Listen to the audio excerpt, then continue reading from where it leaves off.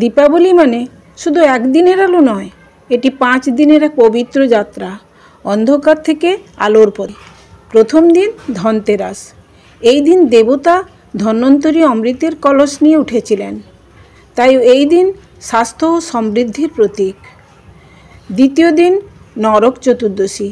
শ্রীকৃষ্ণ নারকাসুর দানবকে বধ করেন, অশুভ শক্তি বিনাশের দিন।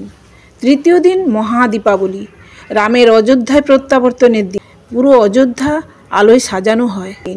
আজ মা লক্ষ্মী ও ভগবান গণেশের পূজা হয়। চতুর্থ দিন গোবর্ধন পূজা। কৃষ্ণ গোবর্ধন পর্বত তুলে মানুষকে রক্ষা করেছিলেন, তাই ওই দিন কৃতজ্ঞতার প্রতীক। পঞ্চম দিন ভাইদুজ বা ভাইফোঁটা।